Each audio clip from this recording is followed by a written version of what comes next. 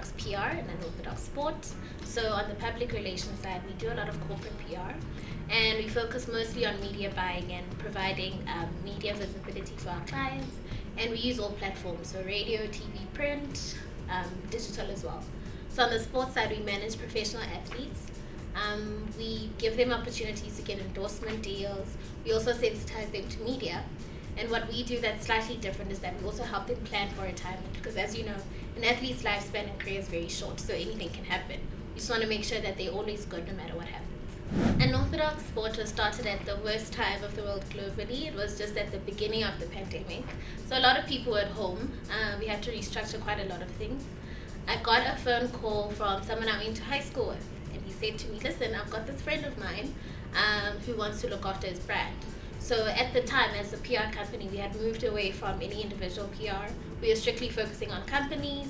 So I sort of dismissed it. He then told me who the person was, which is Makazole Bibi, and I was like, okay, we can do that.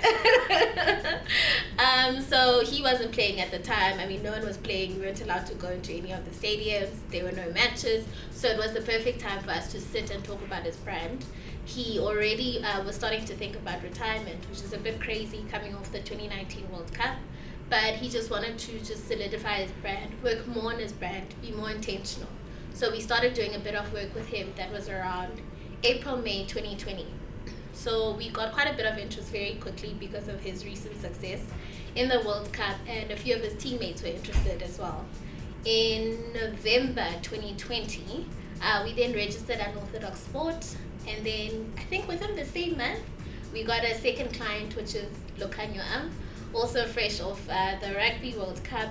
And now we're sitting on a roster of 4 clients in different fields in sport. So that's how this works.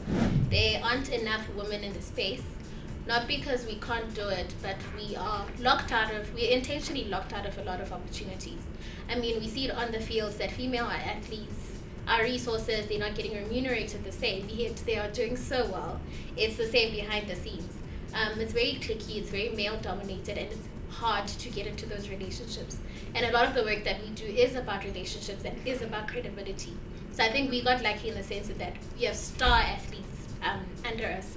But if you're starting with an athlete who's on the up and up, it can be quite tough to break into that industry.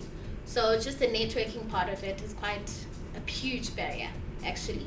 And there's a lot of unknowns, which are both threats and opportunities, just depending on how you see it in your perspective. The value chain of sport hasn't been explored. So as I touched on earlier, is that when we think of sport, we think on the field. There's so much more that goes into it. There's the dietitian, there's the nutritionist, there's ourselves, the managers, we take care of their brands.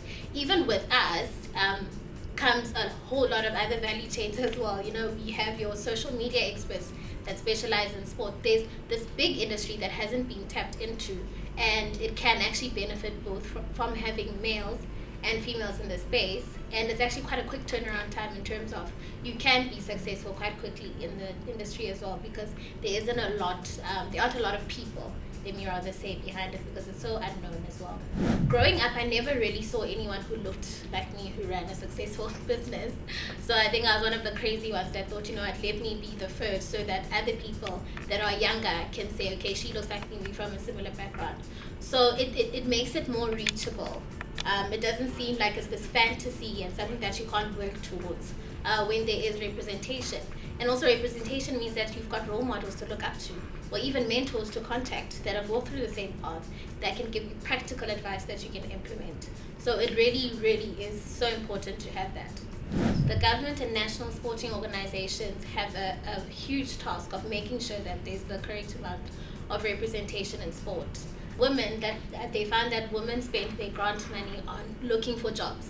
So when it comes to finances, women will stretch it out a bit longer, which then has a trickle-down effect. I mean, we've got a huge problem in this country where there are a lot of households where it's just a woman heading it up. And we need to open up as many opportunities for women. In women's sport, we see it all the time. They're not just 9-to-5ers as a soccer player. They're actually accountants, they have to do something else, and then they have to go into sport as well. So that's quite distracting. It takes time away from their home life, And just for them, you'd find that their passion is sport and not necessarily what else that they have to do, but they have to survive by working 9 to 5s. So it's actually, it's quite important that women get taken seriously, and it should be the government's primary role. So this year we've got a huge focus on promoting women in sport. We've got an amazing athlete, our first and only female athlete, Akona Makalima. She's the first FIFA female certified referee. She's officiating the Soccer Women's World Cup happening in New Zealand. But just in general, as a company, we really are pushing. It's quite a big year for women in sport. So where we can, we are promoting as much women's sports. On the PR side, we're lending our services for free to some athletes and also a few teams. We're reaching out in as much as we can. We're lending a hand wherever we can, and we're being very vocal about it, using our pages and also using our male athletes. So this year, from Unorthodox Sport, you can expect one more signing of a brilliant athlete. But we are moving away from individual athletes, and we are starting to look into more teams. We're hoping that our first team will be a women's team, where we're going to give it our all. And we really just want to make a mark in the space, especially when it comes to women's sport. We've been quiet about it for too long, and it's the time. Women's sports is doing exceptionally well, put in all the hard work, so they need the proper recognition, especially in forms of money. Not just brand awareness, but they need money. They need to be paid.